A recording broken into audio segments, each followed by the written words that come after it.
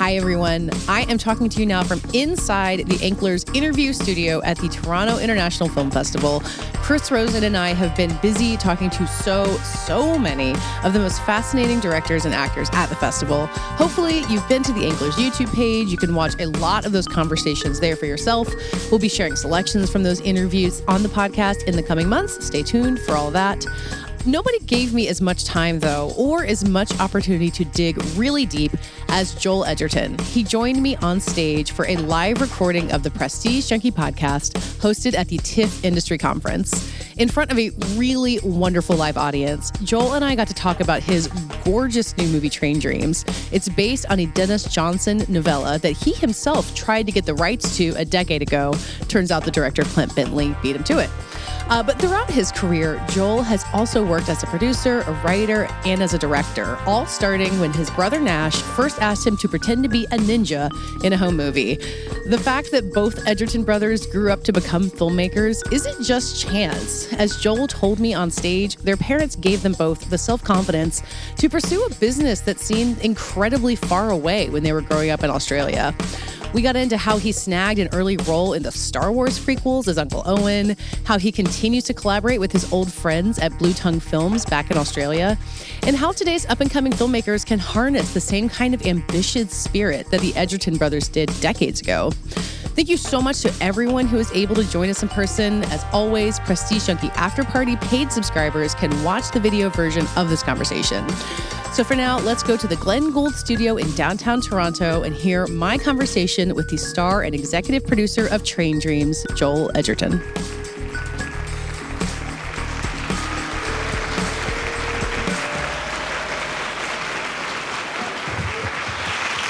Hi, everybody.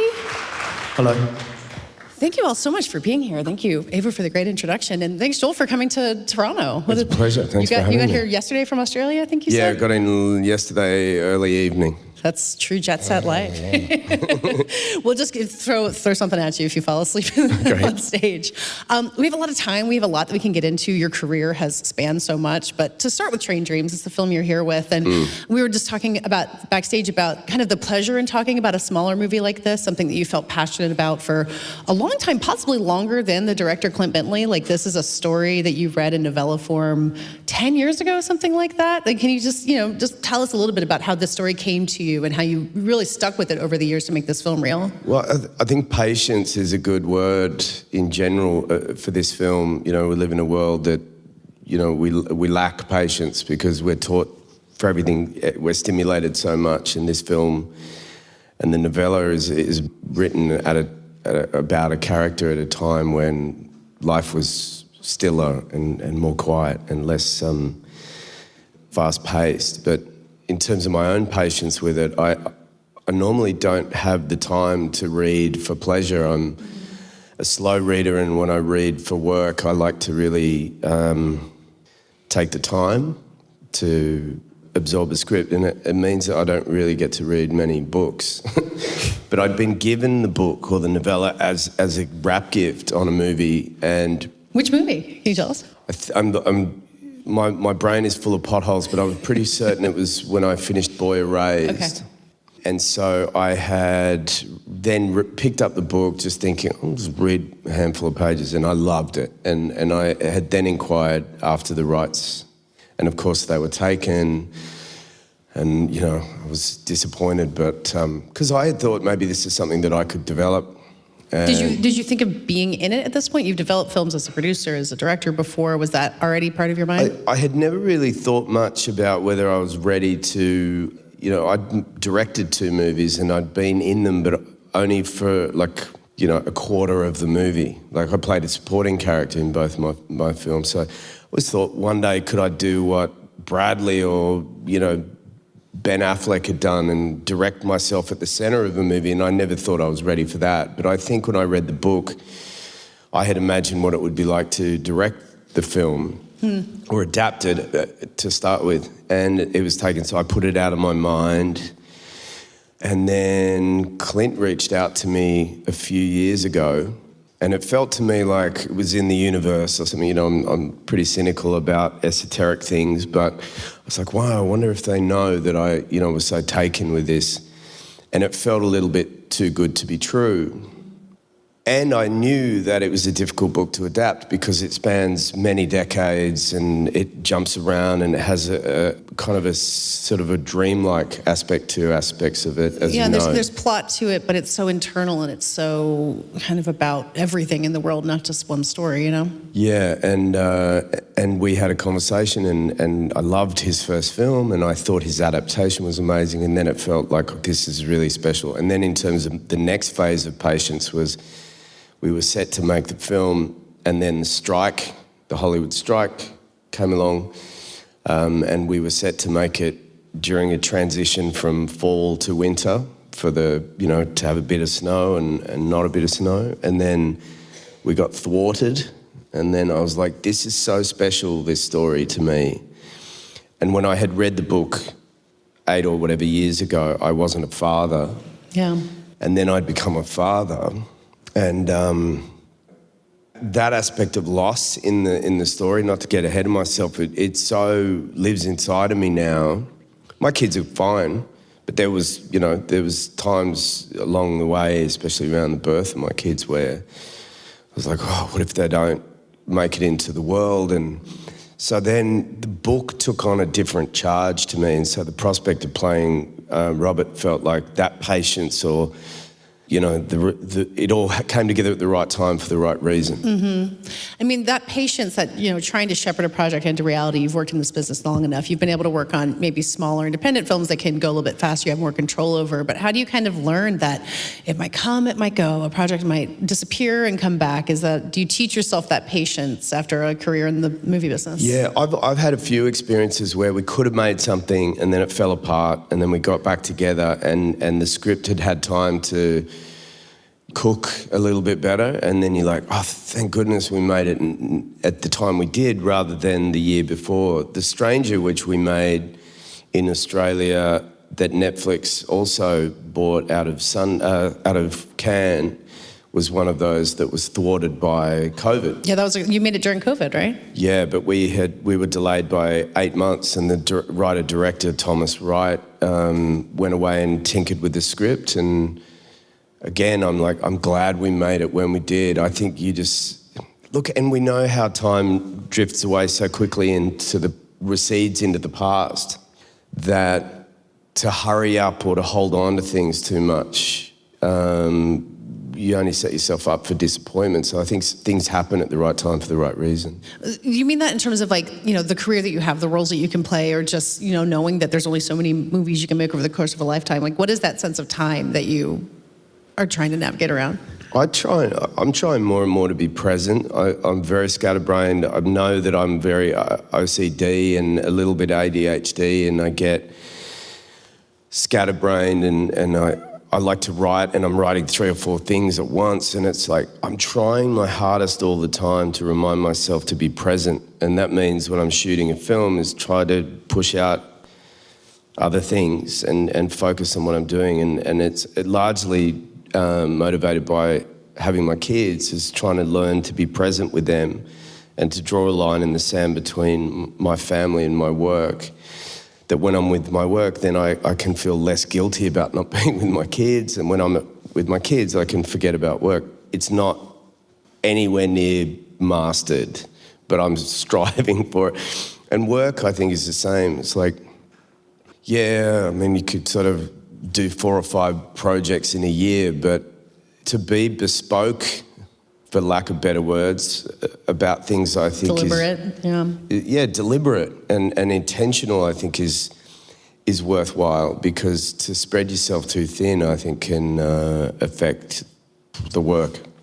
Well, you talk about working on a lot of projects at once, and for yourself, you learn to focus, but you've had, a collective of filmmakers in Australia you've been working with since the very beginning, and I think the way you've talked about it is that it's, you can check in with each other, you can look at each other's stuff. Is that kind of a way to tame that ADHD part of your brain where it's like, I'm not working on 4 films at once, but I can, see what my brother's up to, or David Michôd or something like that? How does that work for you, and the balance of your own work to check in with your friends? The support of my gang, as I call them, were Blue Tongue Films, and we're still a gang, but we don't have an office, we don't have a physical infrastructure. It's really just a collection of filmmakers that are friends, that trust each other to be critical, that are there to support each other, and they're also there to inspire each other. And we collaborate in various ways, like David Michaud, who's here with Christy.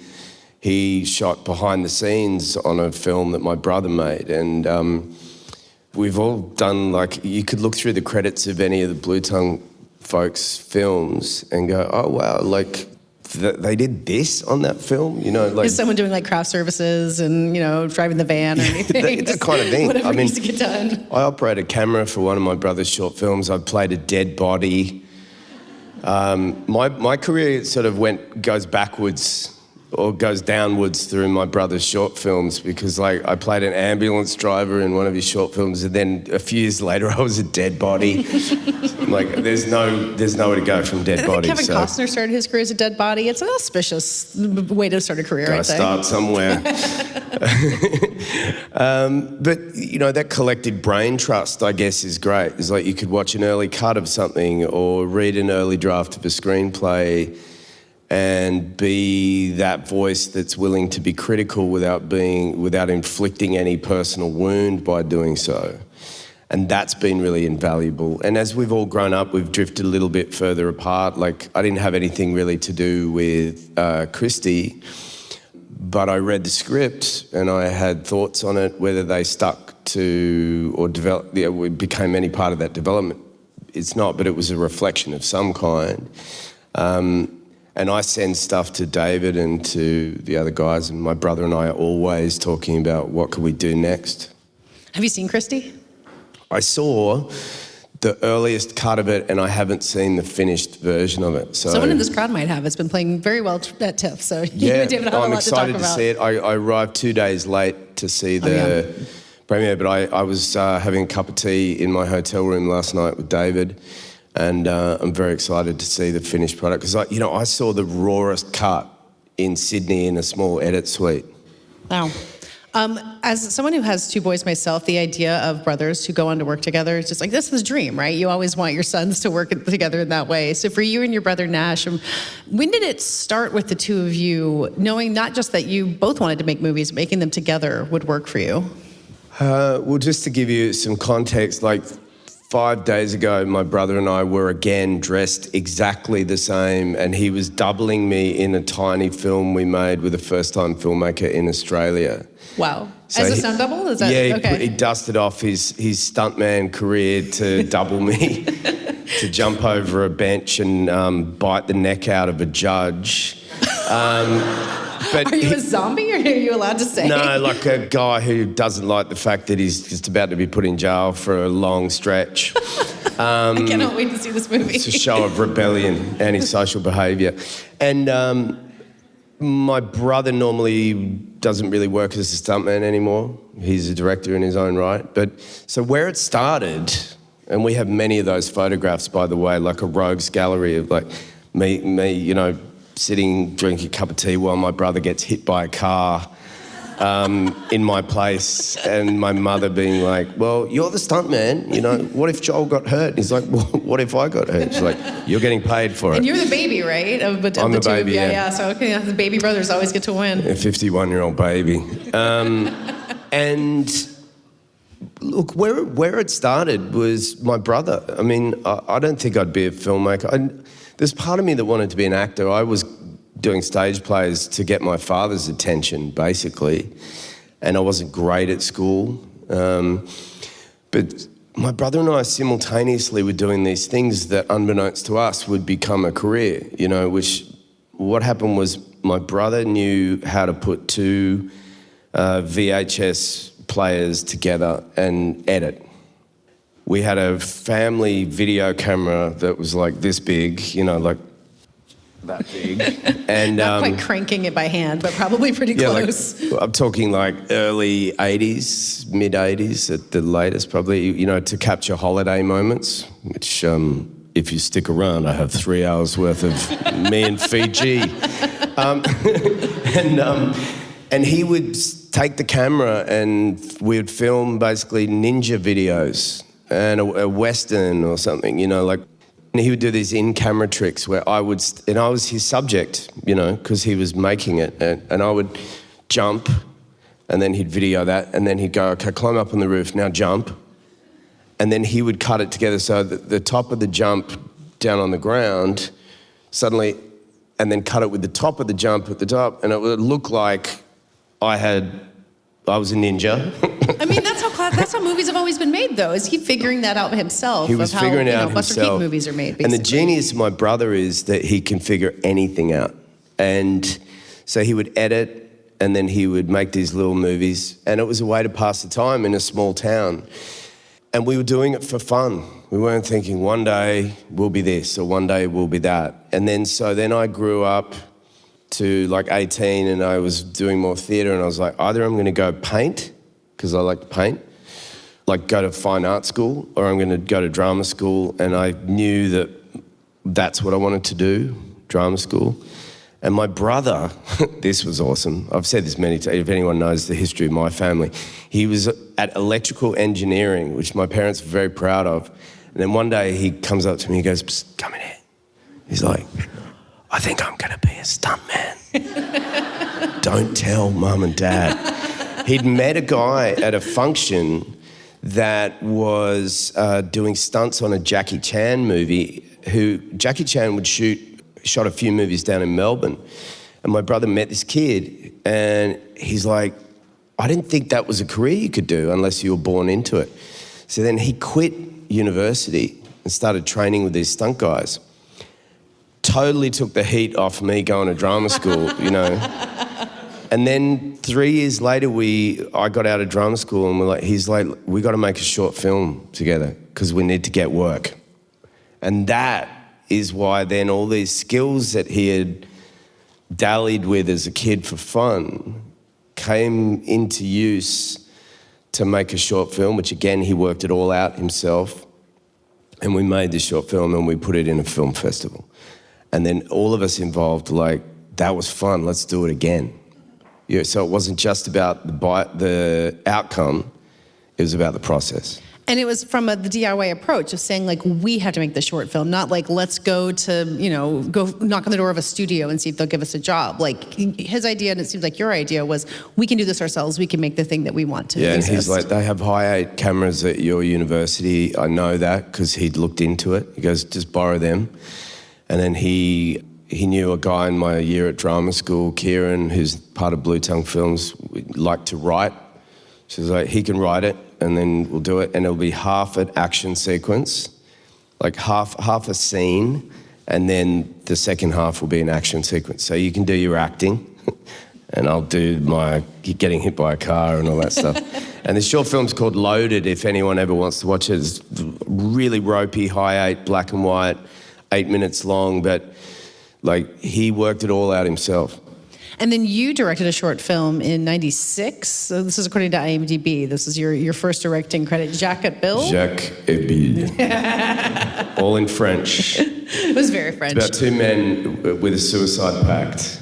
So how did you make that leap from, I'm going to go be the actor of my brother's movies to I'm going to hold the camera? I think I wanted to be like my brother, and I'd started writing. I realised I'd been a writer for a long time because I've been writing things since I was in high school, but I just never really saw myself as a writer, and I wrote this short film and I was like, I'm going to go make this. You know what it was actually? The inspiration was there's a short film festival which has just been rebooted in Australia called Tropfest. You've got to make a film for under 7 minutes. Every year they give a symbol which you have to put in your film. Like, I think one year it was a pickle and another year it was a bug, and the film has to have that subject, that icon in it. And you could take it literally or figuratively or in an abstract way. And it was my brother won that festival in '96 with a film called Deadline, about a guy getting his film in on time for the festival. He made it in the last week before the festival cutoff line. And he won the festival, and George Miller gave him the trophy, and he won some money, and it was like a way to kickstart the career of filmmakers. And so I remember with Jacques et Bill, I was like, I'll make it short enough that I could try and put it in and I don't think I got in to the festival that year, but I did with another film I made called Monkeys. Okay, you made Wow. it there after all. Yeah. I mean, I think a lot of people who grow up in a small town or don't grow up in a movie-making family, I think everyone says, I can't make movies. Like, it just feels like such an impossible thing out there. And you might have someone like Nash Edgerton who I think just says, I'm going to go ahead and do it. But I mean, is it festivals like that? Like, what is the structures that can exist to make people feel like they can do what you guys did and said, let's just do it? Now I think there's no excuse. Yeah. That's what I say to young people. Like, what, I want to be a writer, and I'm like, start writing.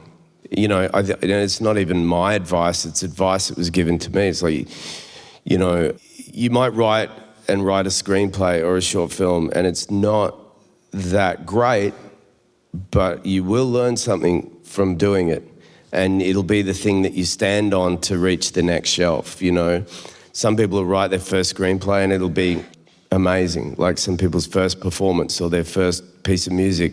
Some people are really, gifted, but sometimes people need a bit of talent and a bit of graft, they need to work at it. And you can't grow until you do. And so I think, as you keep practicing what you do, and I think short film festivals are great for that. But now we have iPhones, and we can edit on them. No one's doing VHS players, the reel-to-reel, to try to edit films anymore, thank God. But anyone can do anything, I think, and whether it's pure talent or graft or whatever, I think, and not to be like tough love about it all, but, look at yourself or talk to yourself and say there's no excuse why I shouldn't produce something if I have the desire to do it. Yeah.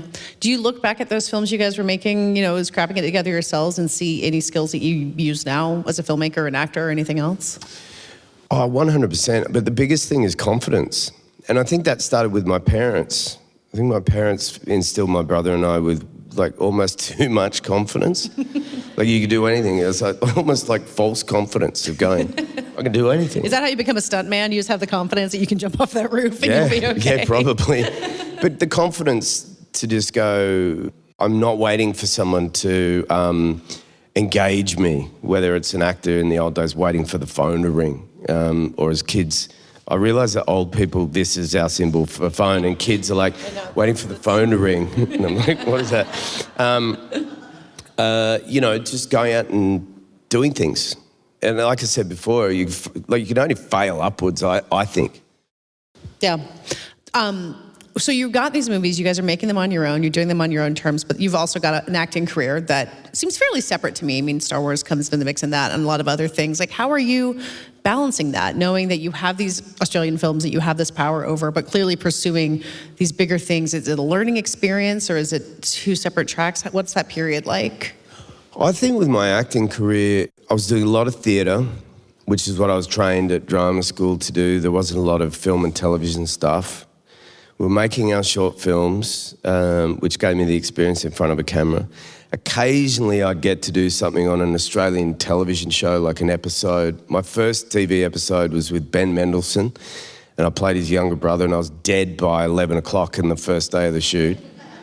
And so I was doing bits and pieces, and then I really wanted to work in the movies. But my ceiling in my mind was maybe I could do some Australian movies. And then along came Lucasfilm, and they gave me that job, and it's partly because of my physiognomy. I matched up a little bit with a young Uncle Owen, and it was like I was Luke Skywalker in a way in my mind as far as my career goes, because I was like, I really want to go to this place called America. I want to, like go out into the galaxy, and that gave me the opportunity because I could stow away on that film, go to America and go to meetings and meet agents. They didn't know that I had like 2 minutes in the film. They just knew you were in a Star Wars. I was in Star Wars. So of course they're going to have a meeting with me, and I got an agent and I had started working, I think King Arthur or Kinky Boots was in the UK, and then King Arthur was also over there, but they were jobs out of America. But I would always come home and do these Australian movies. And I think it was part of my reluctance to feel like I was going to plant myself in America in case I failed. Because there was this, my brother and I called it taking a shot at the title.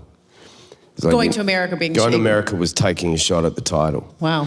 And I was too worried to fully say that I was, going to take a shot at the title, because I would go there, visit, do some meetings, and then come home and make something back home. But I thought that was part of what enriched me, is knowing that I wasn't just sitting there again waiting for things. Yeah, that you maintain that power that you have when you guys are making your own movies. I mean, Animal Kingdom kind of comes and I think marries all of those things. But I think a lot of times people talk about acting careers and you're waiting for a call, you're waiting for an audition, you're dealing with that rejection. And so knowing you had these movies you could make on your own, does that empower you going through that period? Yeah, confidence gives you the confidence to know I can do this on my own. People might look at me now and go, yeah, well, it's easy for you to get a thing made, but it wasn't back then. My brother and I took 2 years. I wrote The Square 5 years before we got it made.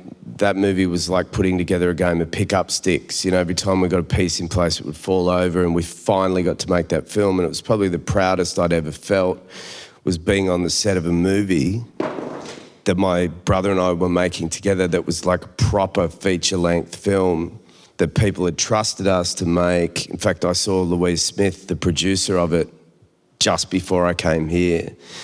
And I remember being in Cannes with her, and we just got the final piece of the finance, and we're in an elevator together, and we're like, does this mean we can make the film? She's like, I think it does. And we're like, wow. It was like too good to be true. Yeah.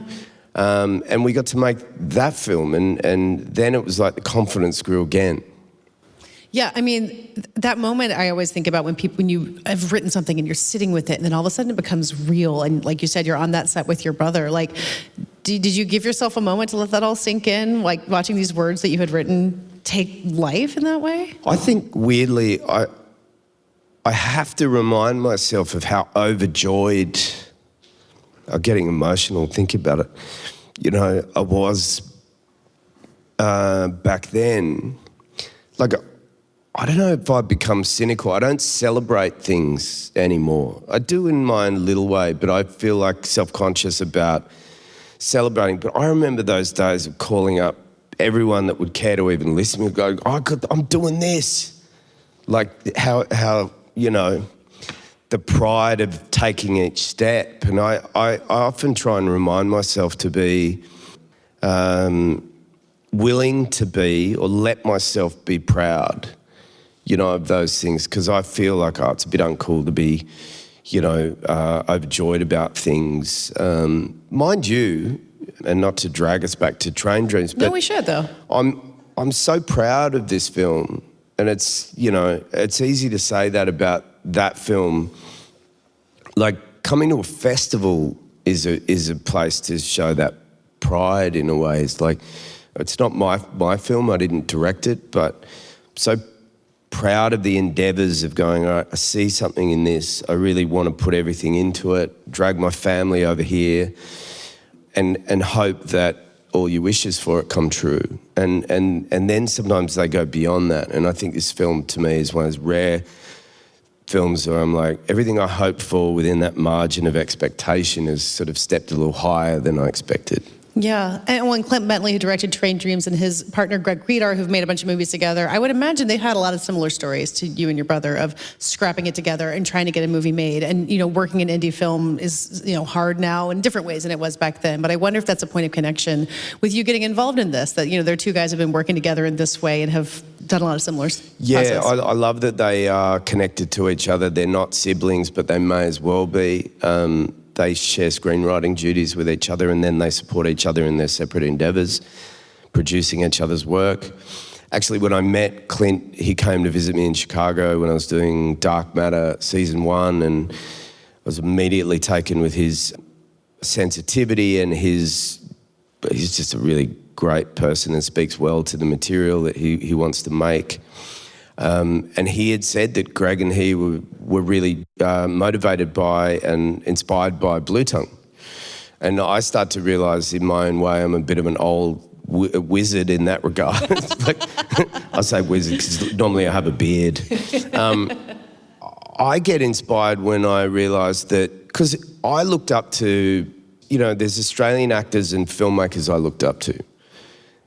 Because of what they'd achieved, or the kind of ground they'd broken, or Or that I was like, oh, if like talking about my Galaxy Quest, if Russell can go to America, like maybe I can do that too. And Peter Weir and Fred Skepsey and these Australian directors that had gone to make movies in America. And so whenever a young filmmaker comes up to me and says, oh, I loved your brother's films and they really inspired me to make a short film, or, or they're inspired by anything I've done. And when I meet young filmmakers, weirdly in like either the surf, like I'm surfing in Australia and I've met a guy, and then 2 years later he comes up to me and goes, I made my short film, do you remember meeting me in the surf? And I'm like, yeah. And I'm like, go make your film. Like this whole like, get started, just do it, Yeah. And I think it's important to shove people along. Yeah. So do a lot of people come up and talk to you while you're surfing? That seems like a hard... You're out in the ocean. Like, how do you have a conversation when you're surfing? Yeah, we could do it now if you want. We'll just show me how it's done. Hey, mate. No, but that was a rare occasion. But every now and then, it's hard to... Look, I never got any contact with anyone who was a real filmmaker or a real actor when I was young. And I think it's important for people who are learning to have access to people. And nowadays we can, because we can watch anything, and you could surf the internet. But I've seen my brother do it again. It's like, I think I emulate my brother. I've seen him help so many people get their film made, and I've seen him go and lend his support to so many filmmakers, and his name appears in so many credits of films where he was doing like the smallest thing for them. That I think it's really great the way filmmakers can, support each other. I just never thought I would be an inspiration to anyone. So when, on the occasion that it's happened, I'm like, I'm glad I didn't say to the guy, get out of my way, I'm trying to catch a wave. Like, let's have a conversation about it. Yeah. Well, I mean, the list of directors you have worked with as an actor is pretty extensive and pretty impressive. And I'm curious about when you, as a, knowing that you're going to direct your own films, you're on set with Baz Luhrmann or Barry Jenkins or Kathryn Bigelow, like, what do you watch them for? What do you try to learn from them? What do you ask them about to better your craft? I like to watch actors and learn from them by asking questions in my mysterious mind about how are they doing that thing. I don't often ask actors like, how did you make me believe that? Because it's so elusive, but filmmakers are different. I think you can learn about conduct.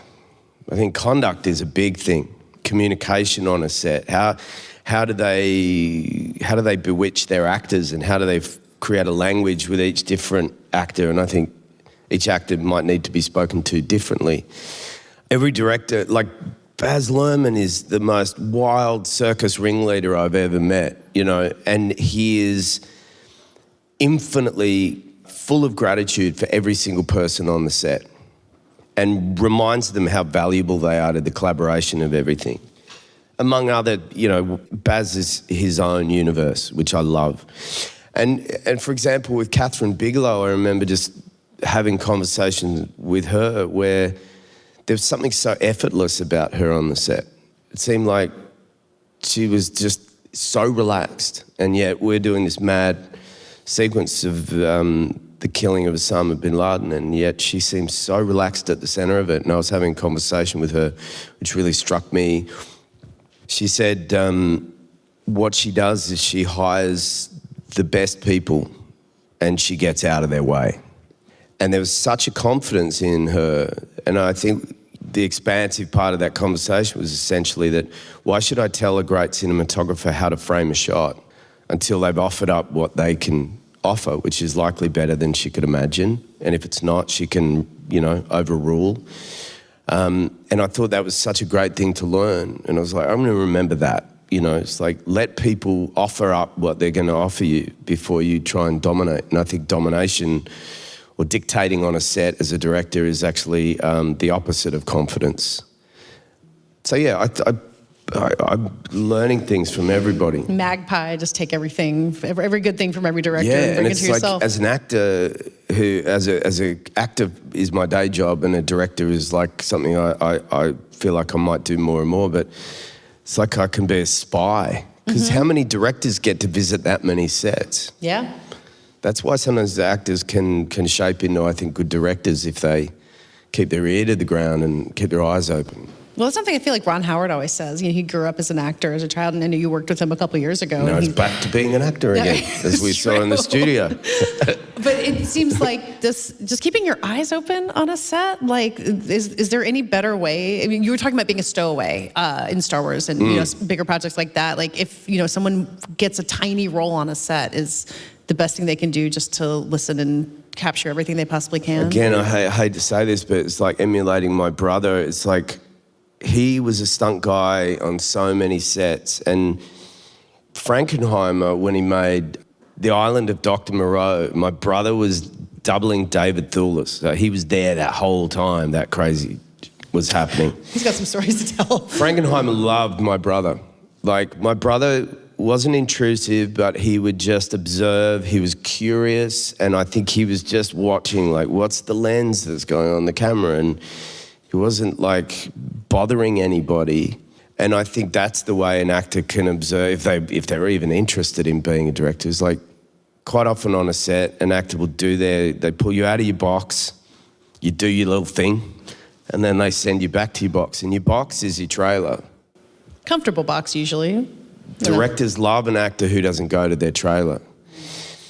Quite often I'll speak to someone who's like, oh, this actor's amazing, never went back to their trailer. It's like, it's a thing. It really is a thing. It's like, if you're sitting there ready to go, I mean, you don't want to be annoying, like, hey, I'm ready for the shot, when are you guys going to be ready? It's really about just being readily available to keep the set moving, and that's a good position to see what's happening and how things work and how people communicate. Yeah.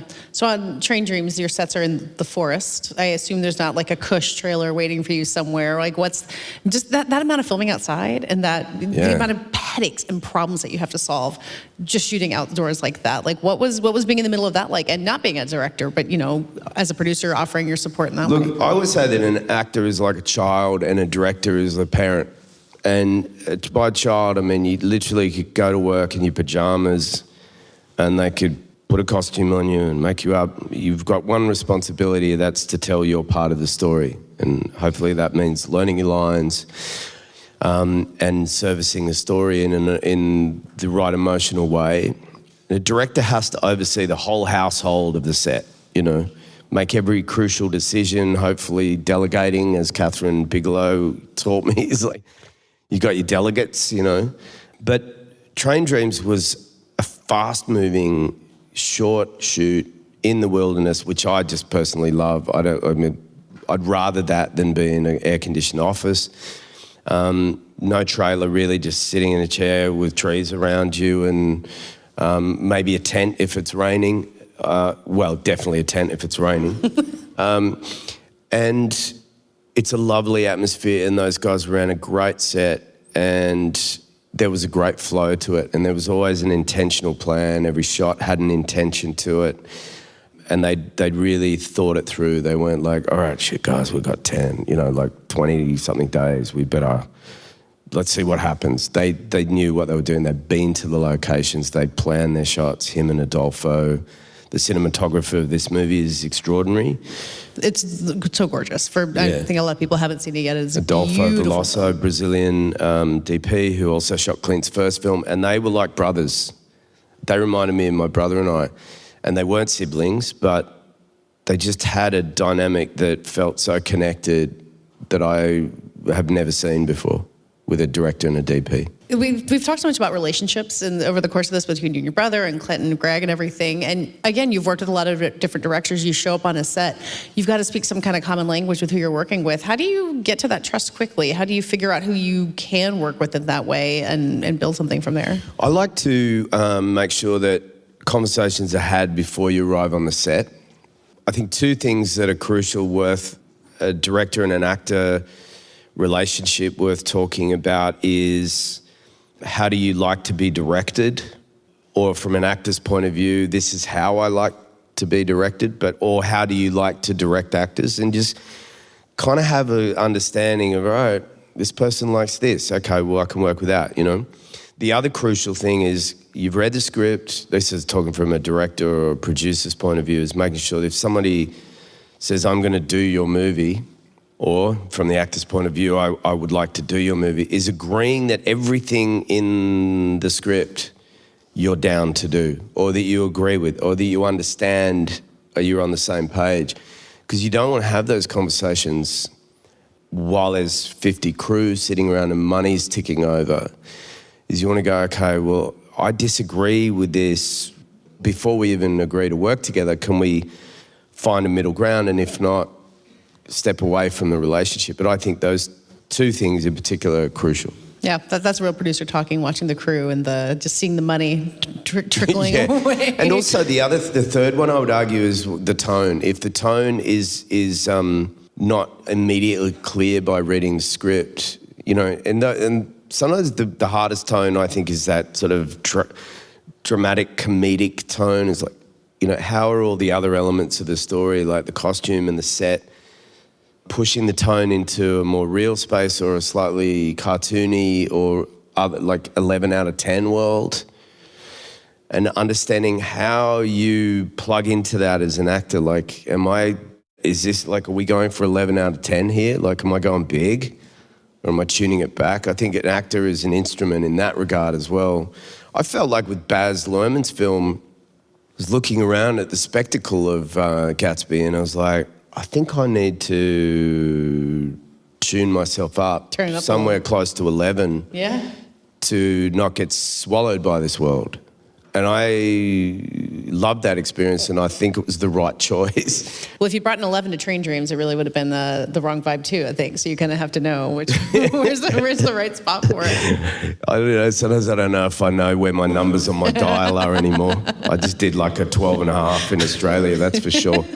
Yeah, biting the judge, That's definitely 12 and a half. Yeah. One more question for me, and then we'll hand it over to the audience for some questions. But I think Train Dreams is, a lot of people look at that and be like, they don't make movies like this anymore. This is, it's so beautiful and lyrical and patient, like you were saying at the very beginning. And, you're saying everyone's got an iPhone, you can make everything, but getting it seen or getting it financed at a number where you can make something this beautiful is the harder part. Like in all the sides of the business that you work on, how are you feeling about what can get made, how things are getting seen, what the hope is for people who want to make something ambitious like this? Oh, that's a good question. I think it's hard to get small movies made at the moment. Everyone's so nervous because we don't know what belongs on the screen anymore.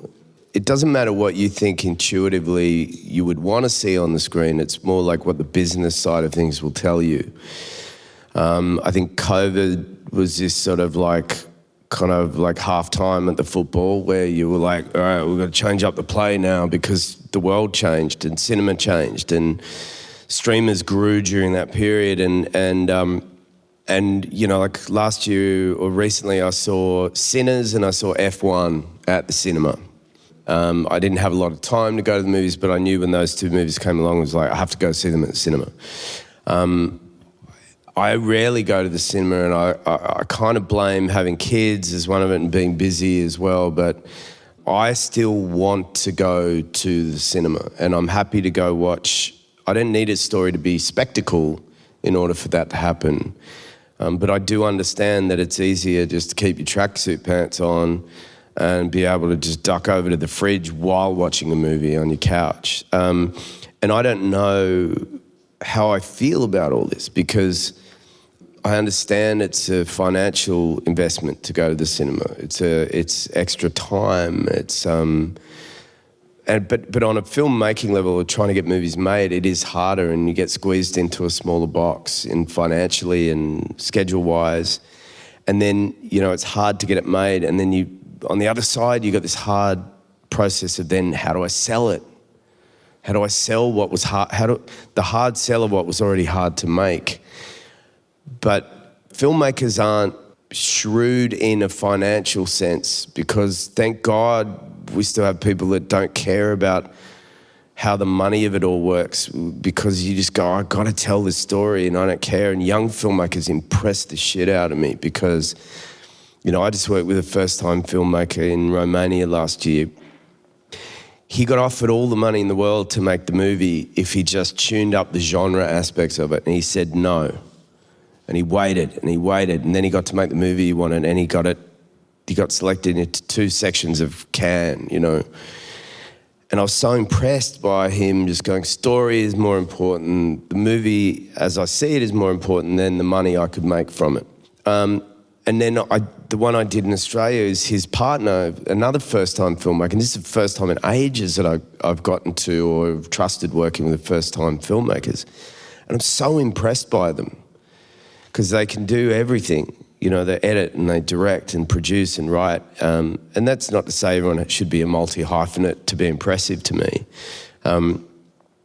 But it's the determination of filmmakers. And I think the business side should not turn filmmakers into relics of the past in that regard. I think they should celebrate them by incentivizing them, because where would we be without these, you know, Kathryn Bigelow and Barry Jenkins and, you know, name any great filmmaker. You know, they started somewhere, tiny film at a festival, and they grew in momentum and power and acumen and wisdom and all the things. And they're the people that keep telling us stories. And, you know, I like to think AI is not going to take my job away.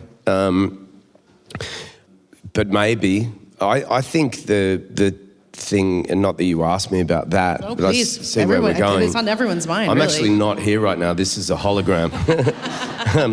That's the job they can, work that out. These answers are just an algorithm based on what I might say if I was here. Is that, you know, I use Zone of Interest as a good example. Zone of Interest was such a radical film for me because it was like, tell the Holocaust story, but like in a way that I think at this point AI wouldn't come up with unless you prompted it to, you know, to change the point of view, to shift the perspective. And and that's by way of using it as an example to say that I think true artists will survive. I think the beauty of human abstract thinking and our ability to put two ideas together or to create metaphor through image and any number of examples of what various human brains can do, I have faith in, and that AI can only then take what's done before and then try and emulate, like riff on that or do a cover version of it. Is it worrying? Yes, a little bit, but maybe it pushes us into more creative spaces. And maybe, as I spoke to a friend of mine the other day, it will reinvigorate theatre.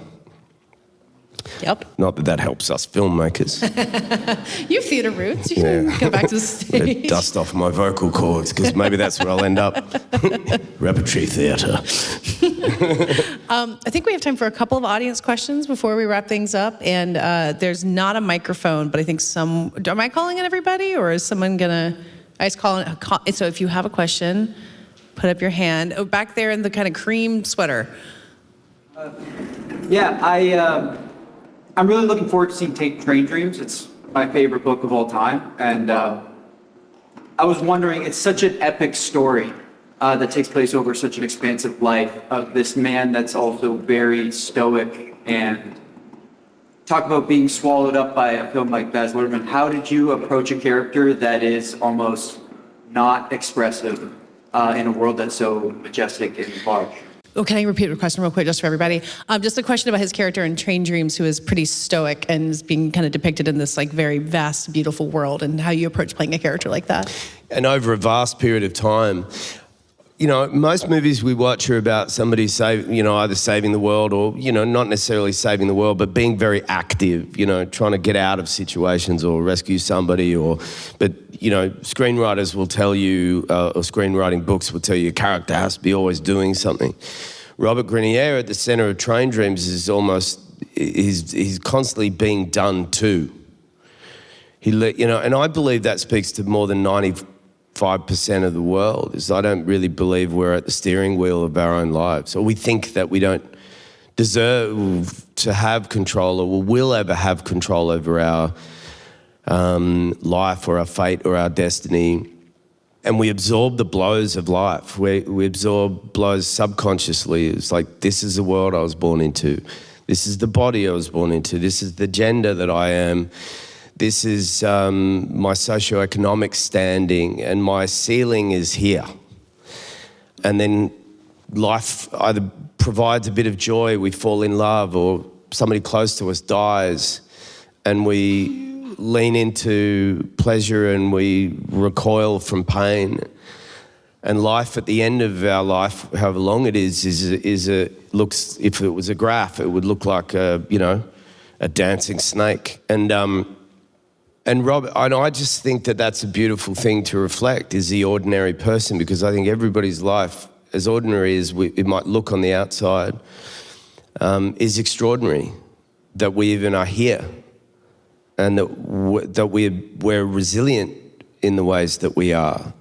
And so I thought that that's actually a really, really heroic thing to endeavour to put on the screen. And it's very patient. It's about a time when things weren't so sort of hyper-stimulated. And I think that that's worth sitting in the cinema as well, even for that hour. And it's only an hour and 40 minutes. It's not even like, but it's not a 30-second TikTok video.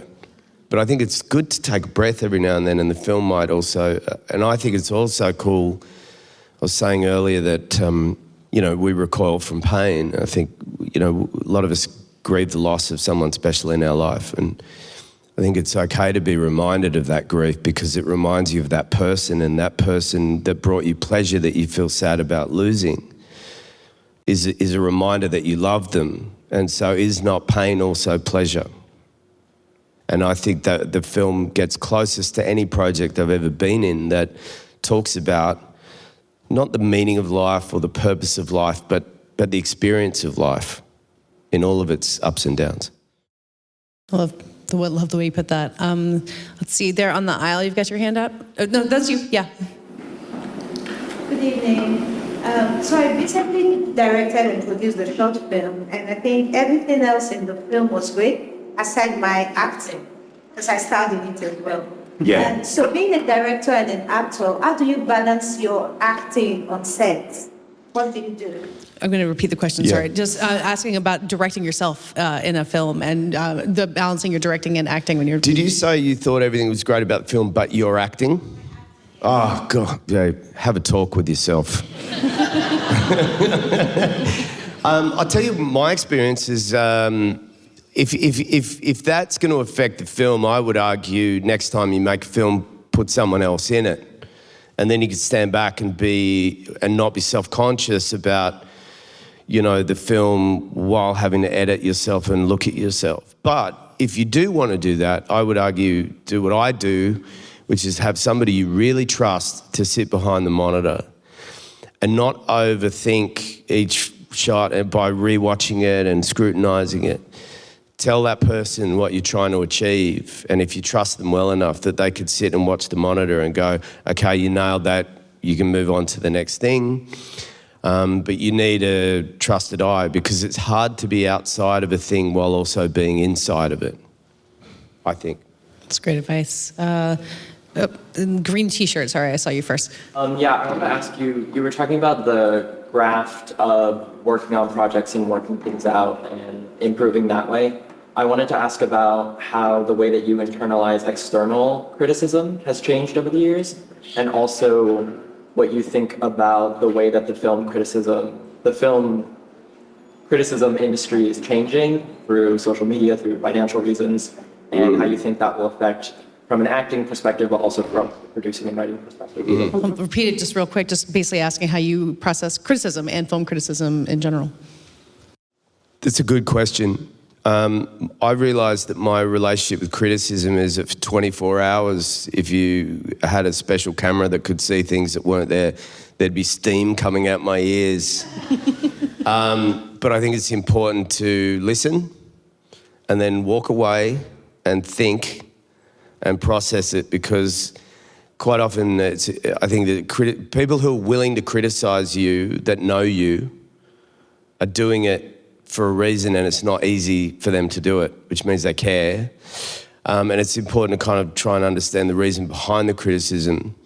And I think it's good to go away and think about it and see the value in it rather than going, you're wrong.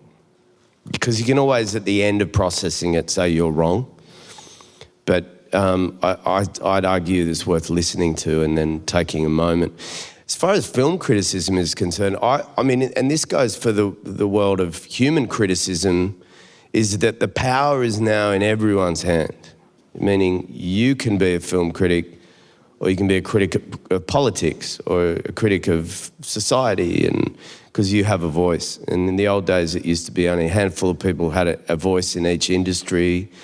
Same could be said about social change around behaviour stuff, you know, people getting away with bullying and people in positions of power getting away with horrible things. It's like Gulliver's Travels. Everyone can hold the rope that holds a giant down now, and I think that's kind of cool. And I think film criticism is sort of the opposite in the sense that films are for a wider audience than just 12 key critics. Some films aren't for the critics. They're meant for a big, average, expansive audience that don't necessarily want to overthink everything.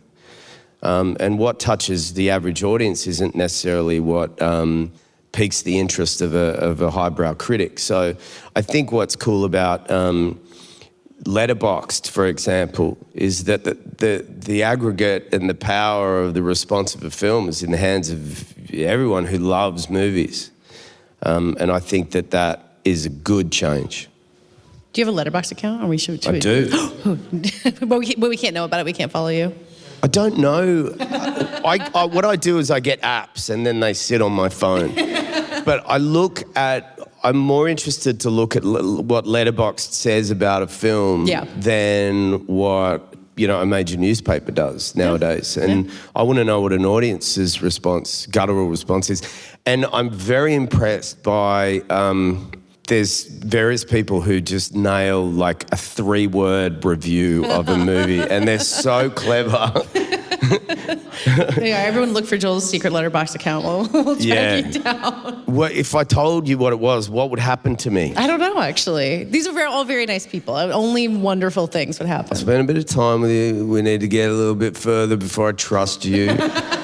I just don't know what it would mean if I told you what my Letterboxd, because I don't comment, I don't write reviews, I just watch and other look people. at. Yeah. Well, we're all friends here now, and I wish we could get more into your questions, but we have to wrap it up. Thank you Sorry, so much for being a here. lot. No, Thank you. Thank you all so much.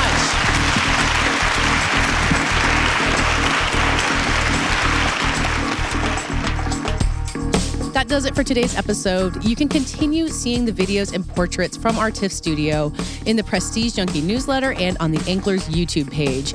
There is so much to see. Do not miss it. For Prestige Junkie After Party subscribers, we'll have a special live episode coming up this Friday, recapping everything at TIFF. And please join me and Chris on Sunday. We're going to be watching the Emmys together live on Substack on Sunday night. It's going to be a good time. It's going to be an experiment. We'll see you there. Thank you so much to everybody at TIFF who made this live episode possible. Our editor is Brett Fuchs. This episode is produced by Brett Fuchs and me. Subscribe to Prestige Junkie at theankler.com. We'll see you next week.